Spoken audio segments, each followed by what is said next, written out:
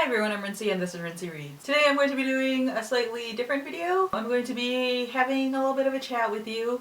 I am making this kind of as a response. Candace from Librarian Fan Mail and Hank Green from Vlogbrothers both made videos about being forgotten within like hours of each other.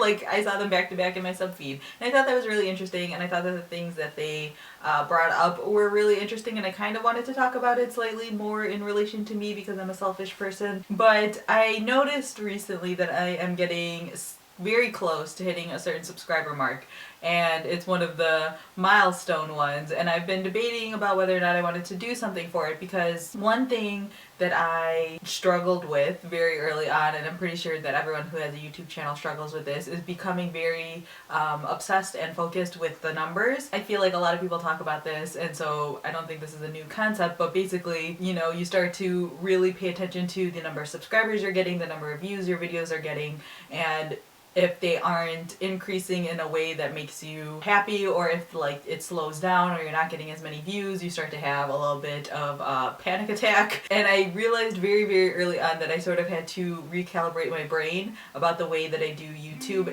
particularly in the ways that I do YouTube and the way that I view YouTube. When I first started this channel a couple of years ago, I was just excited to be having a conversation with people. And not that that has changed at all over the years. Like, the conversation is honestly the best part of being on YouTube, but I think it's very easy to get caught up in the system of like watching your subscribers go up and trying to get more subscribers and all of these different things. And not that those things in and of itself are inherently bad, but I think becoming obsessed with them is when they became a problem. And so I feel like a lot of that just has to do with a lot of the things that Candace and Hank talk about in their videos that has to do with being forgotten. I think everyone, no matter where they come from or how they started out, want to leave some sort of mark on the world. They want to make some sort of impact, and I think that that desire is natural, but I think one of the things that we don't realize is the importance of making positive impacts on a smaller scale. Everyone sort of wants to be a celebrity or views that level of success, you know, having the wide reach and having the significant influence on a lot of people as being the only way of being successful. And I think a lot of times we need to recognize that we have impact in other people's lives in just like the everyday. One thing that was mentioned in the video that Candace made that was sort of like sparking the conversation was how Susie from Susie Read was talking about taking a break and being forgotten. I mentioned on Twitter that I was a little bit worried about it too. Not so much that I was worried about being forgotten, but I worried about the impact that taking a break would have. The break that I took was very much needed for personal reasons, and it also made me realize just how blessed I am with the people that I have in my life in real life. Now I know that's not necessarily something that everyone has, but I know that for most people you have people in your real life that you have an effect on, and it's very possible that you don't even realize that you have an effect on people. If you're living in the world, there probably is at least one person out there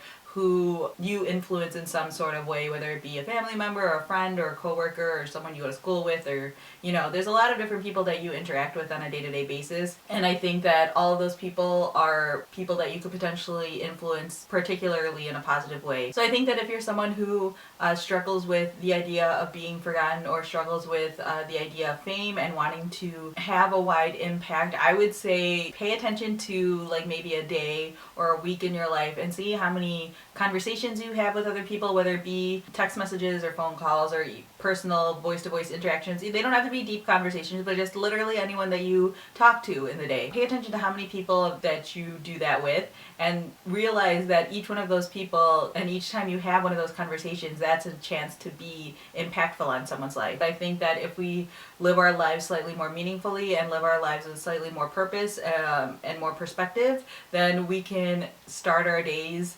with that mindset, and then when we enter those conversations we can try to be more impactful. And there's a lot of different ways that that could play out depending on, you know, who you're talking to and what you're talking about and what your relationship is with them. The second part of this is in regards specifically to YouTube.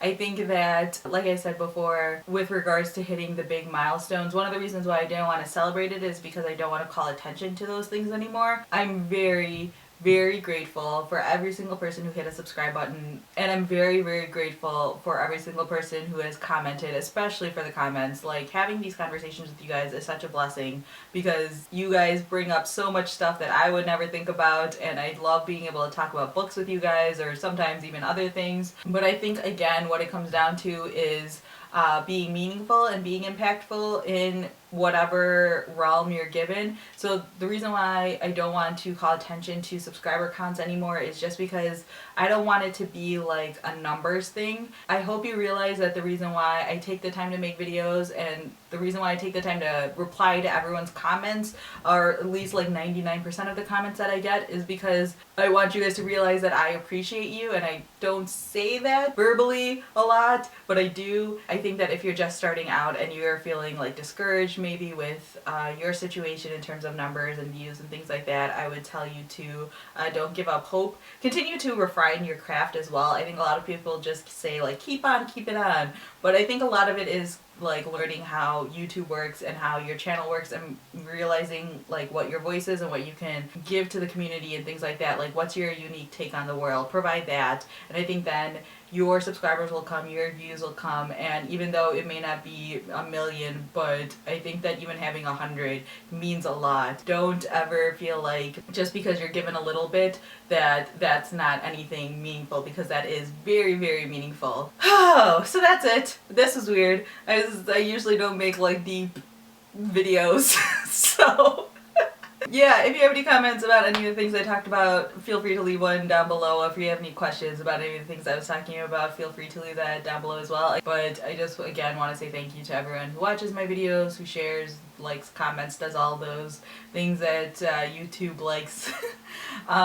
Because I just don't have the words really to say like how much it means to me, because it really does mean a lot that people take time out of their day to listen to me talk about books, and like really it means a lot, so thank you.